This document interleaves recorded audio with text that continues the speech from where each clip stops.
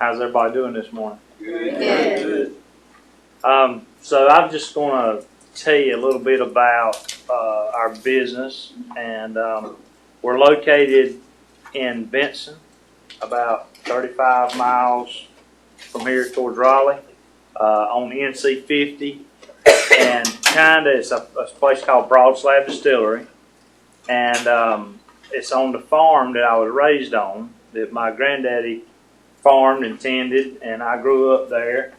And kind of the reason we started the distillery is my granddaddy was getting on up in age, and I was grown and starting a family of my own, and I started thinking, well, what can we do to stay engaged in agriculture on a small scale? Because that's virtually impossible now. It's either big or get out, because it's not sustainable unless you have some type of value-added commodity or niche market. So how the distillery started for us is how do we keep the farm going? And what kind of value-added commodity? Do we do produce? Do we do a nursery? What do we do? And North Carolina got this thing called a craft distillery in about 2005. It got its first craft distillery. And I was like, well, that's an idea, because my granddaddy was an ex-bootlegger. He quit in the 1950s.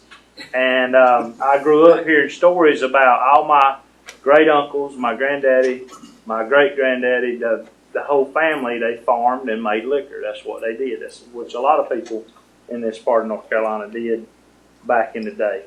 So he had quit in the 50s, and I said, well, that's what we should do with these two interstates right here at us. The logistics are right. We'll start a distillery, grow our own grain, and we'll create a product from dirt to bottle. That'll be our value-added commodity, and we'll sell it in the marketplace. Plus, we'll eventually open up to the public and do tours and tastings. Nothing has went as planned. That's normal with me, because you think you got it all figured out and you're going to follow a plan through. It never does. Never does. So my thing is, I've got this kind of rule of thumb is, start with a plan. It's not going to work, know that going in, but be ready to adjust as you go on and make it work. So we started out, it took us about 4 years physically and financially to get everything up and going. Started in the downturn, like 2007. And we finally opened a distillery in 2012, and it was brutal. It was tough. We didn't really have the marketing behind it that I didn't know anything about it. The only thing I'd ever done is sold produce under an oak tree. So I really didn't know what I was getting into. And I entered into corporate America, where I was competing on the shelf with the big brands for shelf space and that sort of thing. So the next phase of it, we opened up to the public probably in 2015 and started doing tours and tastings. And that's when things started changing around, because people started to find out about us, what we were doing. And so we've been doing that since 2015. Another thing we did is everybody got a brochure, the brochures and literature and stuff. You got plenty of it if you don't have it. Picture's worth 1,000 words. So that white brochure that says the barn at Broadslab, I think is what it says. Yeah. That's a wedding venue. Well, it's actually a venue. I'm not going to call it a wedding venue, because we do a lot of corporate stuff there. We do a lot of educational stuff there. But probably the main events we have are weddings. We built it. It's been open for a little over 2 years, and my thinking behind that project was, hey, we're going to build this on the same farm right beside the distillery, and if we have a 200-person event and 150 of them have never heard of Broadslab Distillery, then we'll get branding and marketing out of it, and that's kind of the reason why I went ahead and did the venue. And it took off. It's kind of a private, secluded setting, real beautiful property. It's booked nearly about every weekend. So we started that. The laws have constantly been changing since 2012. When I started in 2012, and we started in 2012, but when we opened the tasting room and gift shop, started doing tours and tastings in 2015, we could not sell one bottle of our product to the customer. It was just illegal, because the only way you could buy spirituous liquor in North Carolina was through the ABC Control Board, which was the ABC stores. they changed that, and so we were losing money. We didn't make enough of money selling hats and T-shirts to pay the staff, the light bill, and for the facilities. So I was like, this is not working. So I actually got involved and started going to the legislature up in Raleigh and telling my case, like, hey, you know, we've invested this money, kind of like rural development here. We've created some jobs. We're trying to help the community, but we got to have something to work with. We got to have a revenue stream. So, with a lot of other help throughout the state, some other distillers were in the same boat. The legislature passed some legislation letting us sell 1 bottle per customer per year. That did it. I mean, that put us in the break-even point. Then they lifted it from 1 to 5, and then from 5 to unlimited. That just happened in September. So they're actually now we can sell unlimited bottles to customers as they come in. They also allowed us to sell beer, wine, and cocktails at the tasting room. So we've opened up a little. We have food trucks. We're kind of like a brewery now. So the food trucks come out. So we provide food. People come out, and we've got beer on tap. We've got our spirits, and we have entertainment come in. So instead of people spending 45 minutes an hour there, they're spending a couple hours there. So that's kind of where we're at now. We're still working at it. It's a work in progress. This August makes 8 years we've been in the marketplace, and but I think I left out yet. We grow our own corn, so that's another part of our operation. We're not just a distillery trying to make it, but we've invested a lot towards row crop. We're looking at putting irrigation in on our land, stuff like that. So we grow a non-GMO white dent corn. So we try to produce a real high quality product. To do that, you need high quality grain, which requires a lot of investment and equipment on the ag side of it too. So kind of a big, diverse job. I mean, it's just we got a lot going on over there. But I guess that's pretty much it. Has anybody got any questions? Name come about. Great question. So the farm that I live on, it starts on NC 50, and it's actually the highest point between the Neuse River and the Cape Fear River. But right behind us is what they call Carolina Bay. It's a big basin in the land, probably 500 acres of it. It starts going down into a Carolina Bay. And it's really, really wet there in the wintertime when it gets wet. So back in the 1700s, we've been there, my family, my great-great-great-granddaddy bought it in the 1840s. But in the 1700s, there used to be just cart paths and there weren't any roads or anything. It was just footpaths and cart paths. But one of the main routes went through that farm, and they couldn't get through that Carolina Bay when it would get wet, and they called it the Dizzle. Well, what they did, they started laying broad slabs down off the sawmill, the scrap that come off the sawmill, down in that old broad slab basin there, and made it where they could pass through there. So they nicknamed the community Broadslab, and it got associated with bootlegging shortly after because it's always been a hotbed. If anybody knows anything about Johnston County and the Meadow area, 242 and 50. It always has been a hotbed for bootleggers, and by everybody around there. Well, it's kind of tapering out now, but everybody used to have a garden and a liquor store. So. Not in that order. Yeah, liquor store and a garden. There you go. Yeah. How many variety of spirits do you sell? We got, 5 right now. We're working on some others. We do, as you see on the paper, the only one that's not on the brochure is the Apple Shine. We make a lower proof flavored version of apple shine with all natural ingredients. We use 100% apple juice and whole cinnamon stick to infuse with. We're fixing to come out with a bourbon style. Looking at putting a column in, starting some vodka, that sort of thing. But we've got 5 right now. How much do you charge for any event, like wedding or people come over there? At the event venue? Yeah. So I can give you a general. My wife, she does all the booking, but during the week, if we do an educational or a corporate event or a training event or a team building event, it's like $1,000 for the day. We've got a big projector screen, sound, heating and air, a caterer's prep kitchen. On the weekends, like Saturday, it's like $4,500 for a wedding. Has anybody got anything else? Your financing, did the Small Business Administration help you with that, or was that How does that come about? Well, so that's one of the main.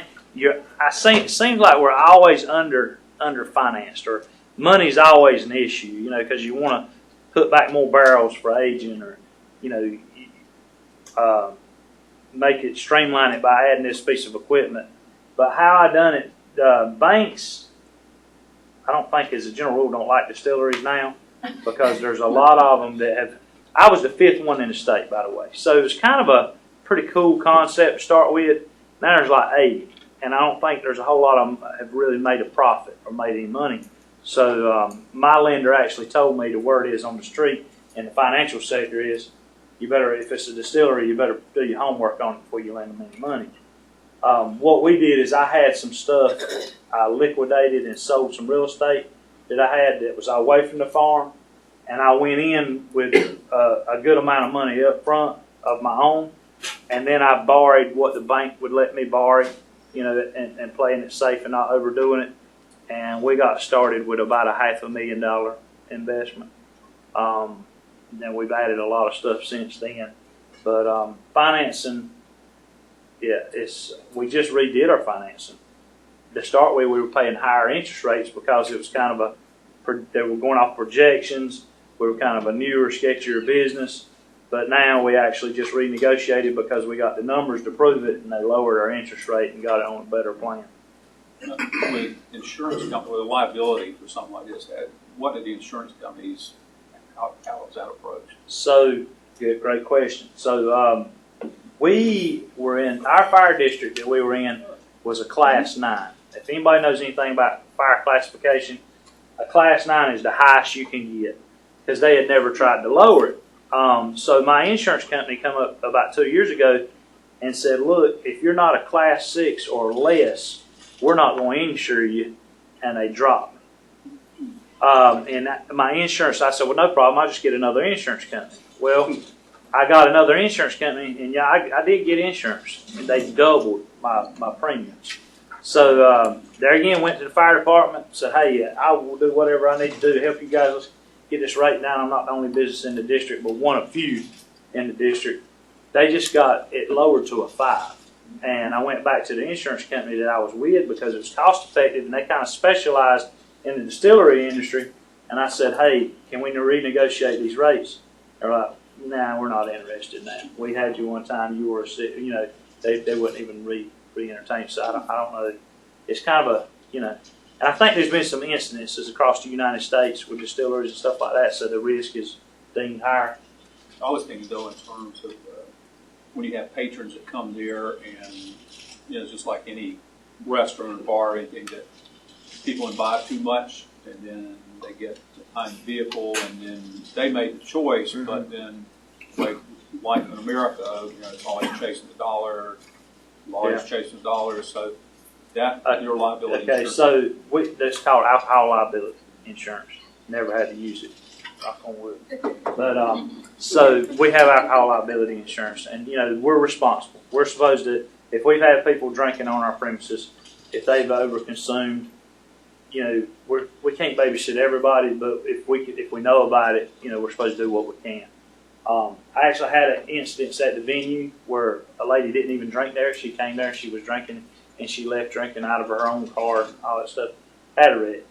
Hadn't heard anything out of it yet, but you know it's pretty much on the person first, and then if they have an event at our facility, they have to carry a policy. It's like $2 million event policy that they get. So it's the person that's responsible to start with, and then it goes to the event policy, and then I guess I'm the third person it comes to. Are all your bottles the same? You don't package anything in quarts or half gallon? We don't, because the bottling. Or barrels? Yeah, we got stuff in barrels. We got stuff in barrels that we take out of barrels and put in bottles. Yeah. We do 750 milliliters, which are fists. The bottling line we got is a lot of manual to it, Okay. and every time you go to something different, you got a whole different setup. So right now we're just fists. And you cork all of them? We cork them. Yeah, okay. We hand cork every one of them. We can do about 1,000 in a day, and that's running the bottles there, filling them up 4 at a time, pushing the corks in by hand, labeling them, sealing them up. You know that's a tribute to the old bootleggers. Yeah, So yeah. that's an old. That's the history. least, that's my least favorite part of the whole process. It's down there bottling. Yeah.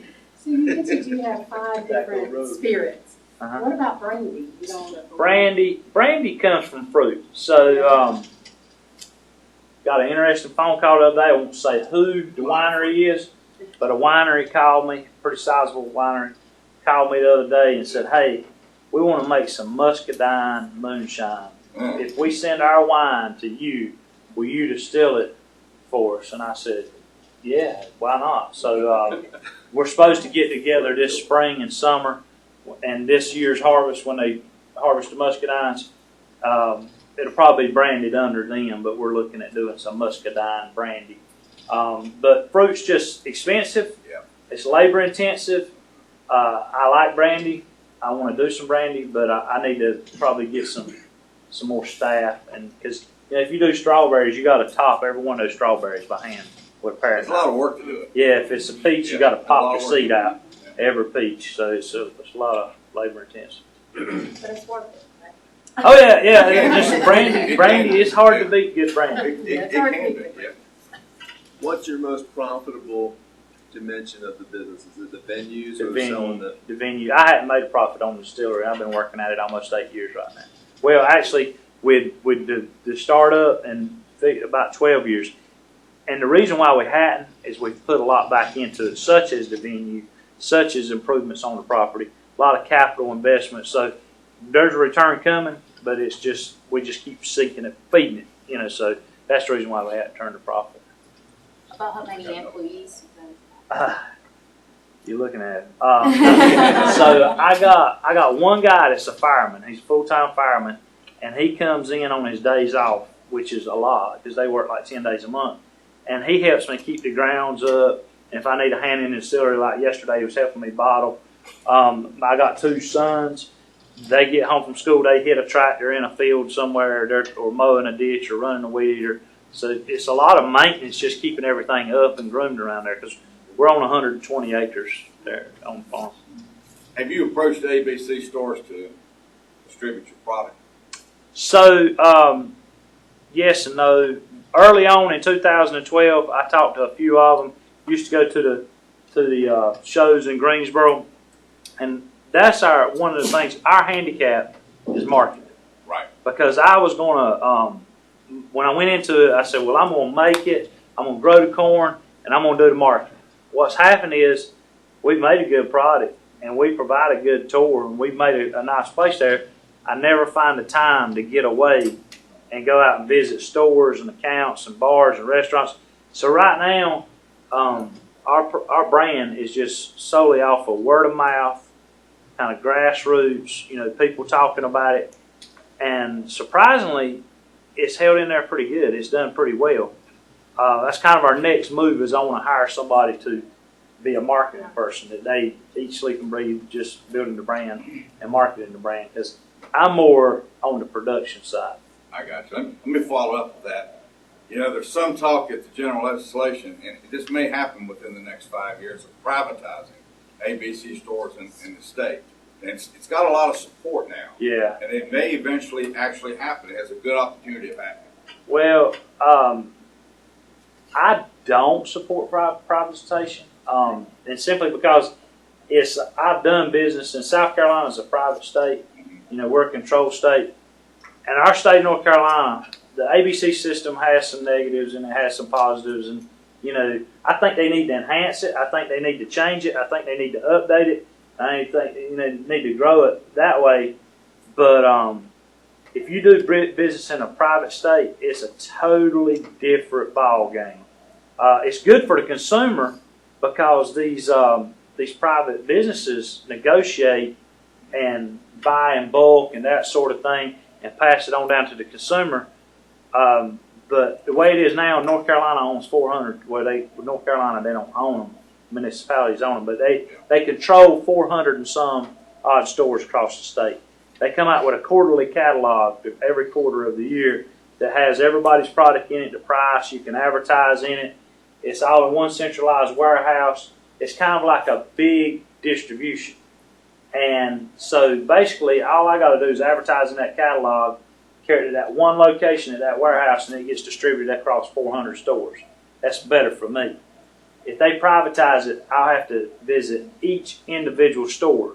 Those stores will probably go from 400 to probably 1,800. At least. Yeah. So what I would have to do is, it would be a big game changer for us, because we'd have to visit each one of those accounts to get that put in there.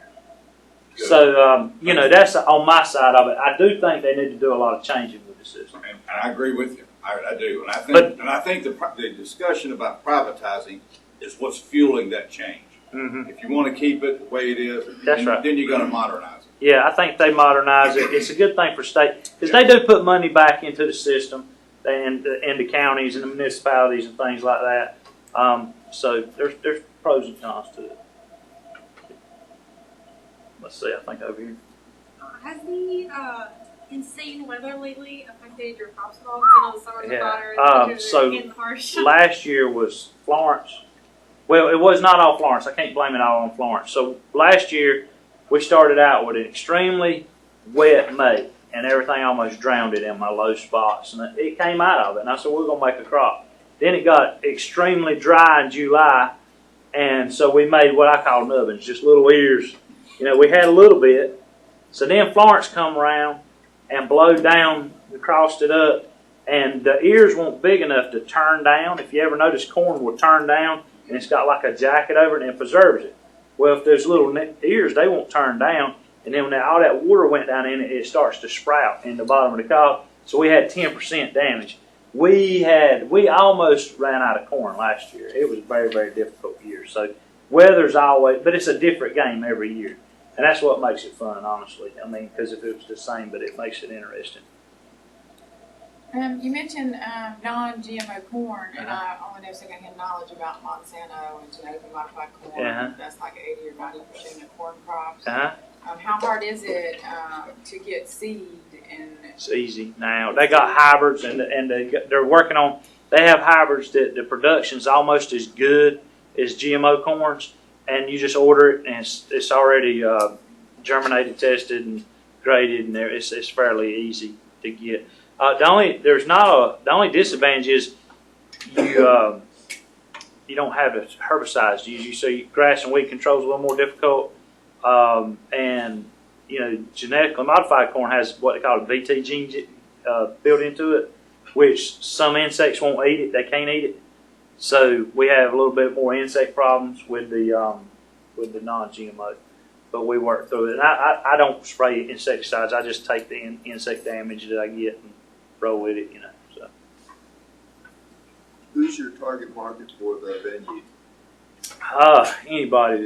Anybody to come and rent. Who's been the biggest buyer so far? So young couples, I'd say early 20s, early 30s. But we're trying to do more corporate stuff. We just had a big event with Coyote Tractors. They brought all their dealers all over the United States and Canada. They rented the whole farm, set a tractor obstacle course and stuff up. So we're trying to do more of that corporate stuff during the week. Pretty good.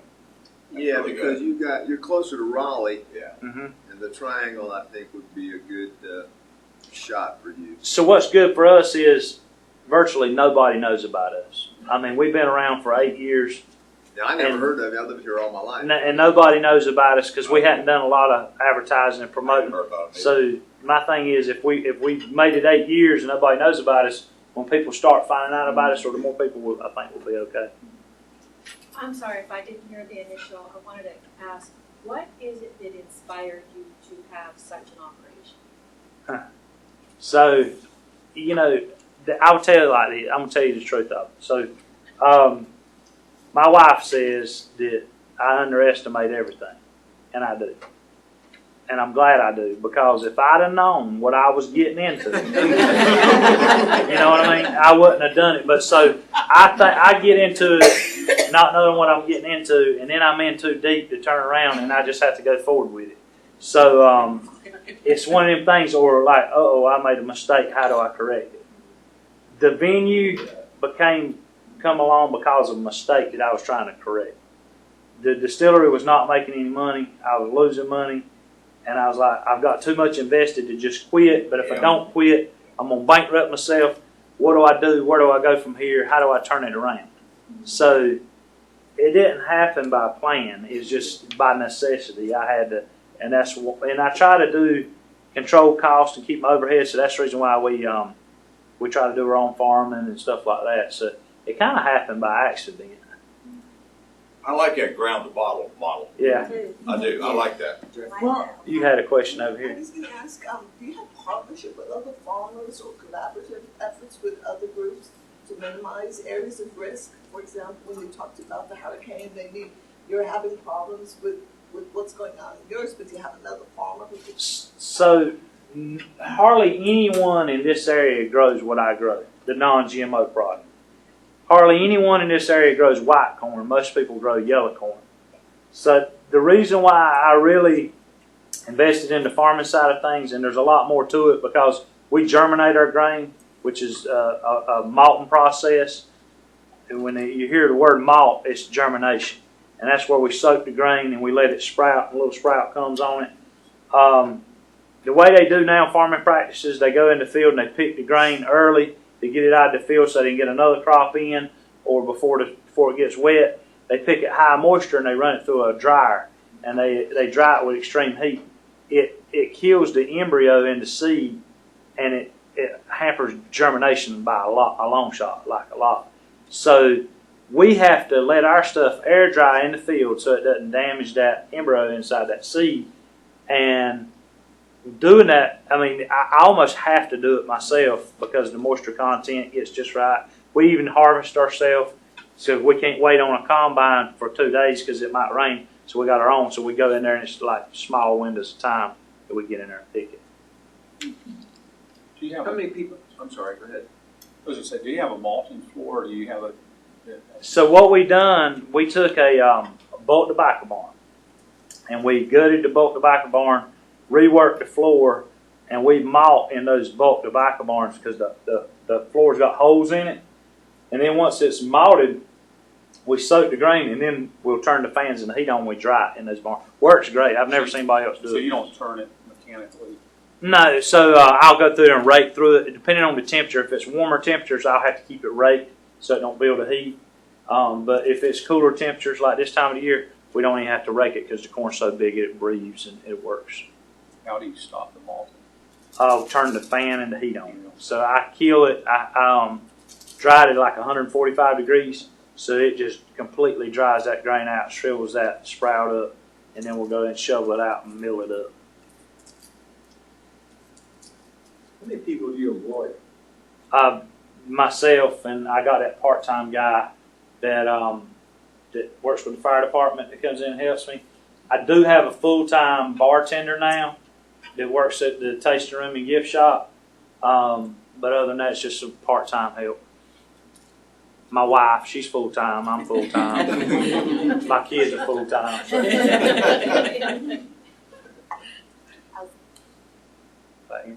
in your when you do the venue, do you offer anything other than the building, or is it just the building? No, so we've got arbor, we've got barrels for decoration.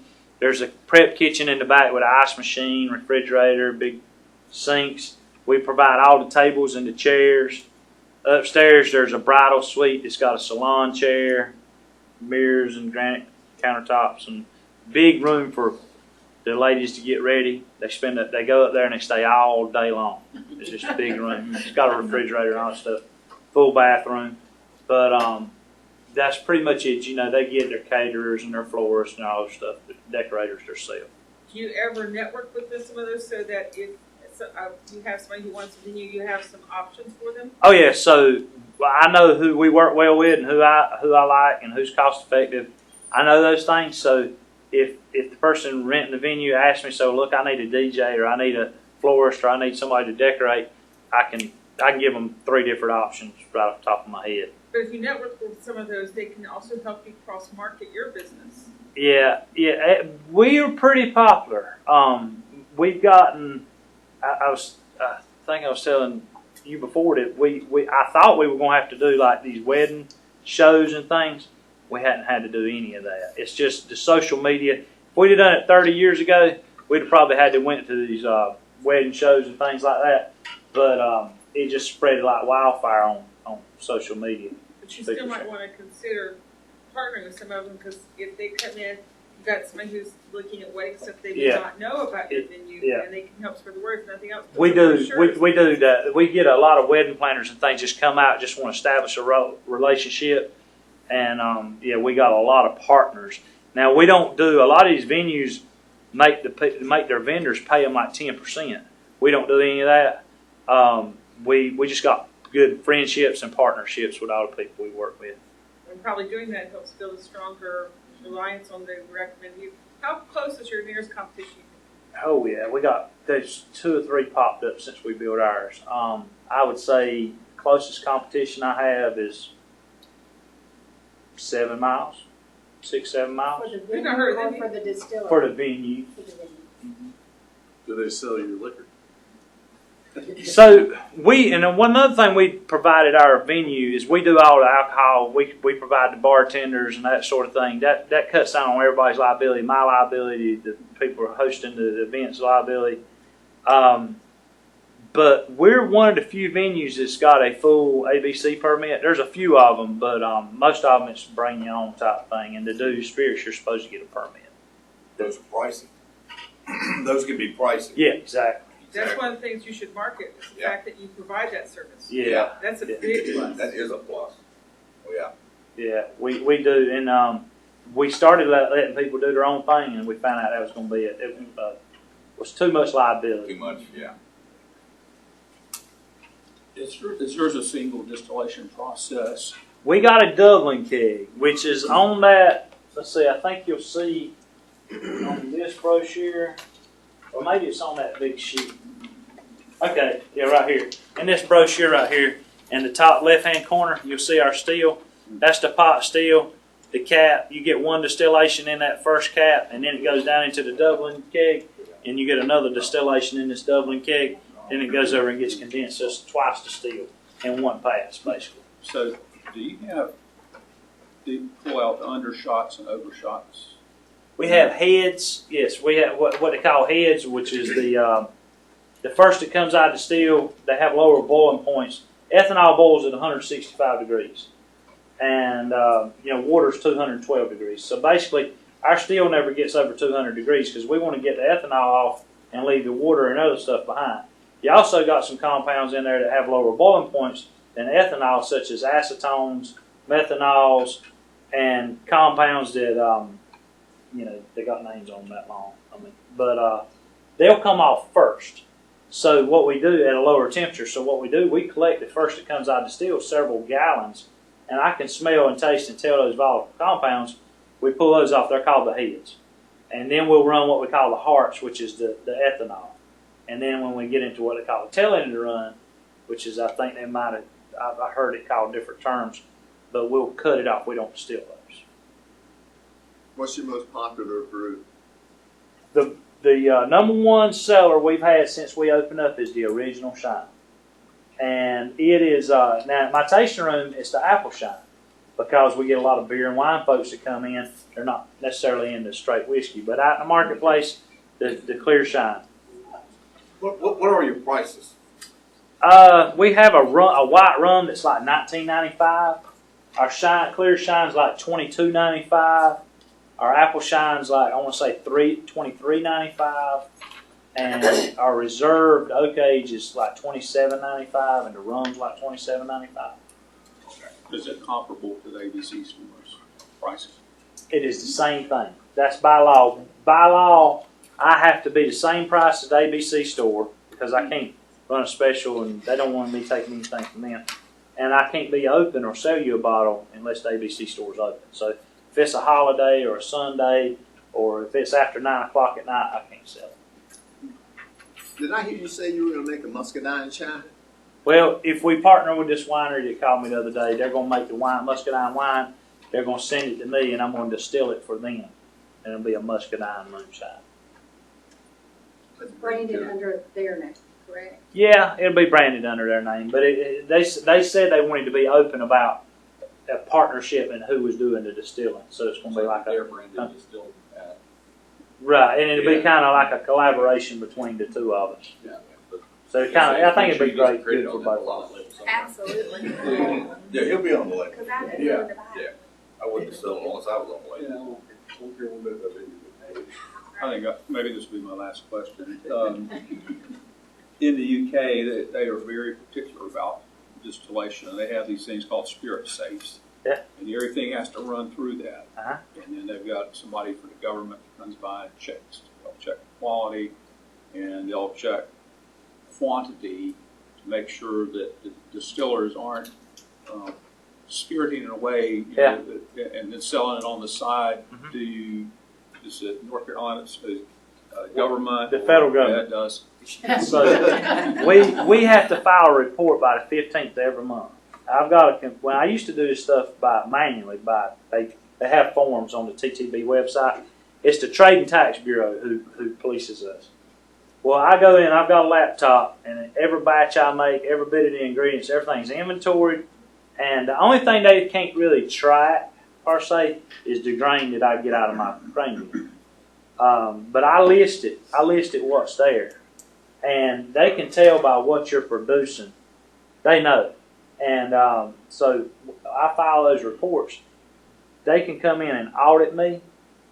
And if there was any discrepancies, they could find them. You know, so I've never been audited in 8 years. But I know the reason why I hadn't, because I send that report in by the 15th every month. I send them their check every month. And that's the main thing. That's why you have to be bonded, because the reason why you have to be bonded is if I get sick or something happens to me or I get in financial trouble, they want to be sure that they get paid for what's so they're bonded. But yeah, they can track it by you used to have the tax seal.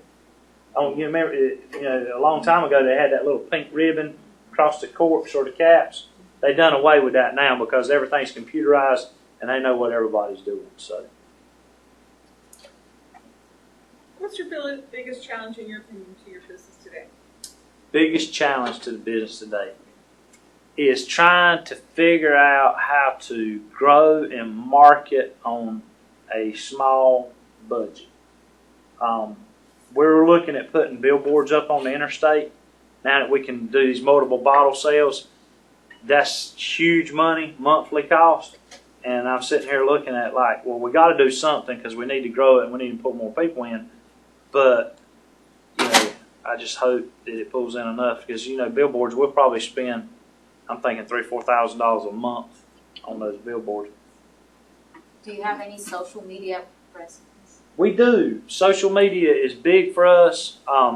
My wife does the best she can because we run another business too that funds this business. So she's tied up there a lot, but yeah, we do post, probably not as much as we should, and we probably don't engage. And another thing I'm looking at that I don't know a whole lot about is the geo-fencing, because we're on 2 interstates. So if anybody gets within so close of our distillery, I want to look at that. I don't know anything about it, but I'm going to look into it and see if, to pop up on your phone or social media and stuff like that. Since you are on a shoestring budget, may I recommend the fact that local colleges have potential interns for you that are available? All you have to do is connect with the college and make that work, and it could cost you either nothing or a very small amount. Exactly. Yeah, we need to look. We need to look in. College and the dean. What college might that Connect be? with college and the dean. He's got a couple of options because he's in the middle of 2 of them. Yeah, we're fixing to really look at next year. I'm gonna get through the holidays and January, February. I've got some meetings actually next month about billboards and things like that. But that's kind of the next phase. It's been we needed to get the venue, the wrinkles worked out, ironed out. We need to do certain things at the distillery. It's been that way for 8 years, but now I'm kind of like, okay, where we need to be. Next thing is marketing and promotion and growing the business. Definitely marketing, because I live near the area, and I didn't know, especially I didn't know about the venue. The only reason I knew about the distillery was that some Sundays we would pass by to go to Meadow Village, and it's there, so you notice it. But that's the only way I even knew it existed. So if something's interesting, if you get a chance, go read the Google reviews or the Yelp reviews. I think there's 500 and some reviews on Groupon. I get a kick out of it. Sometimes I just go out there and start reading those reviews and hear what people got to say, and it's like, oh my God, I can't believe I found this place out in the middle of nowhere. It's hidden gem, blah blah blah. You know, so it's like, okay, when people, and I think we're doing a good thing. Just not enough people know about it. Anybody got anything? So you have these at the welcome centers in North Carolina, right? Yeah, we do. We do. With the Johnson County Tourist Bureau, they distribute those for us to the welcome centers. And what about the local counties around? Like they have a visitors bureau center, like Cumberland County has. So one thing that's helped us a lot is like our Johnston County Visitors Bureau and Visit North Carolina, and Department of Agriculture too. There's several different entities. They're into promoting people like me and what's going on in our state, and they have been real helpful about making sure, because I couldn't carry those brochures to all these welcome centers and get those out, or networking with the next counties over. I've been to conventions and meetings where you interact with people, say from New Bern or all over different places in the state. So yeah, we kind of network what I we would can. definitely look at what's a drivable, easy drive for a day trip or something. Those are the counties you need to kind of focus on. Oh yeah, exactly. We get people.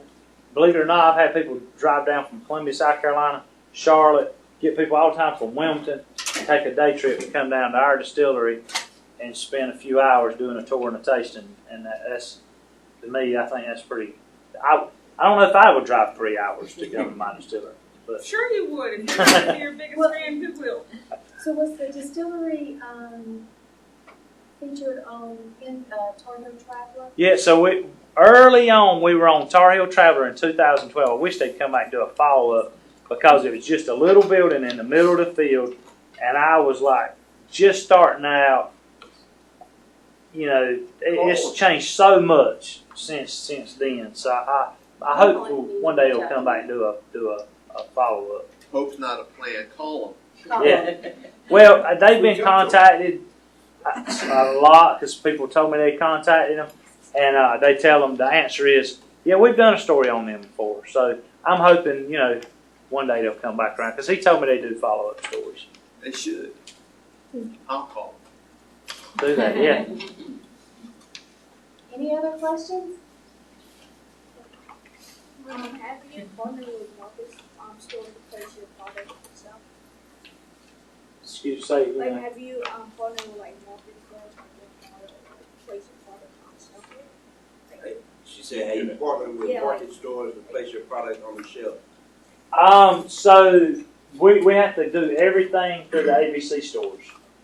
So the ABC stores in Cumberland County, they got a Cumberland County board. I guess that's what you're asking about, stores and shelf space. Cumberland County has a board, and I don't know how many stores they got in Cumberland County, probably 6 or 7, something like that. But they own the stores. And it's up to the manager or the director over that board whether you're even in a store at all, or they put you on the bottom or the middle or the top shelf. We have different places. Some people put us on top shelf. Some people put us on the middle. Some people don't put us in at all. But one thing that we've had great success getting in stores and getting shelf space is people asking for it. Because if I go in the store and try to sell it and ask the manager to put it in, he knows why I'm there. But if he's heard it 3 or 4 times from different consumers coming in, most of the time they'll go ahead and put it in the inventory. What are your ambitions for the next year? Where do you expect to be in your company? I hate to say. I hope I'm just here. I hope we're still here. That's what I and I may be telling you totally wrong, but you hear all the time, you need a business plan. Come up with a business plan.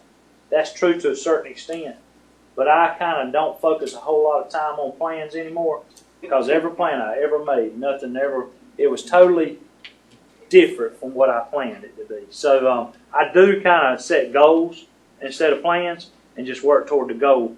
But marketing is the main thing. We're going to try to get more people at our location and sell more bottles and get more exposure.